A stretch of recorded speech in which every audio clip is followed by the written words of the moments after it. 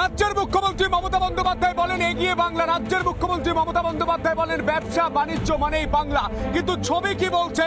শিক্ষা, স্বাস্থ্য, পরিকাঠামো থেকে শুরু করে সামাজিক সুরক্ষা থেকে শুরু করে নারী সুরক্ষা থেকে শুরু করে গোটা বাংলার মানুষ 100-র মধ্যে কত নম্বর দিচ্ছে গোটা বাংলাকে?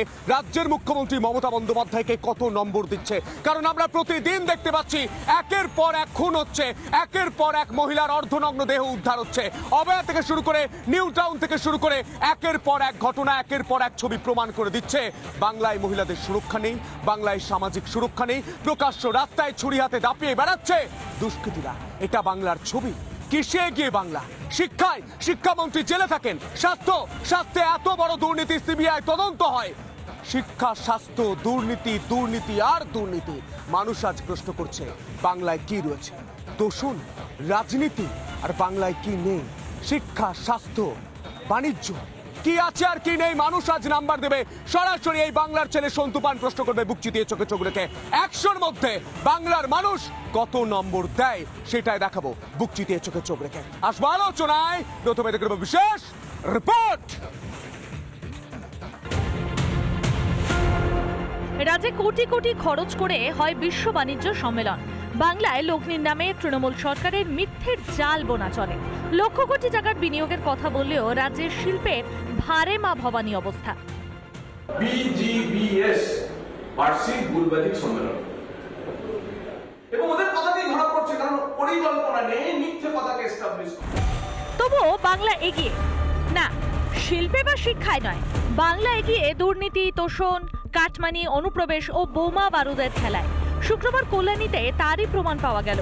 প্রশাসনের নজর এড়িয়ে কল্যাণীতে বেআইনি বাজি কারখানার রমরমা।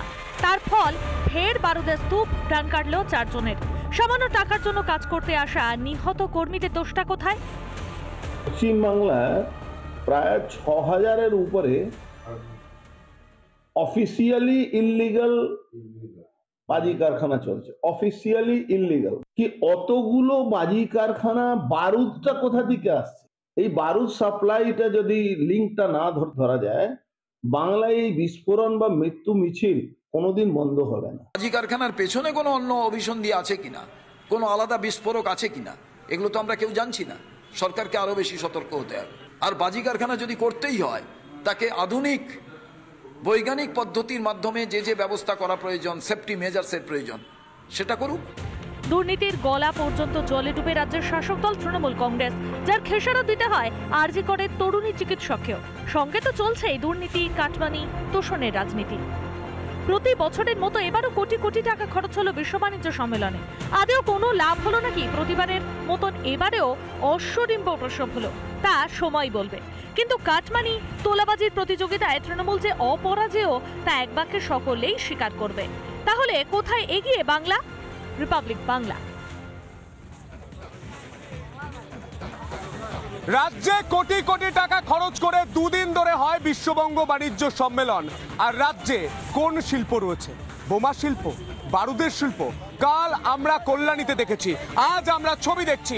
অনেকেই ঠাট্টা হাসি করেন, কিন্তু অনেকেই বলেন এটাও একটা কর্মসংস্থান। কর্মসংস্থান তো বটেই, কিন্তু রাজ্যে যদি শিল্পায়ন হতো তাহলে এই মানুষগুলো আরো 2 টাকা বেশি ইনকাম করতে পারতো, উপার্জন করতে পারতো, তাদের সংসারটা চালাতে পারতো। এ রাজ্যে কি শিল্প চলছে? এ রাজ্যে শিক্ষার হাল কি? এ রাজ্যে স্বাস্থ্যের হাল কি? মানুষ আজ 100-র মধ্যে কত দিচ্ছে? আজ আমি সরাসরি মানুষের মার্কশিট দেখাবো গোটা বাংলার মানুষকে। নানা ধরনের কন্টেন্ট দেখার জন্য লাইক করুন, শেয়ার করুন আমাদের ফেসবুক পেজ, সাবস্ক্রাইব করুন আমাদের ইউটিউব চ্যানেল। পাশাপাশি অন্যান্য ব্রেকিং নিউজের জন্য অবশ্যই চোখ রাখুন রিপাবলিক বাংলায়।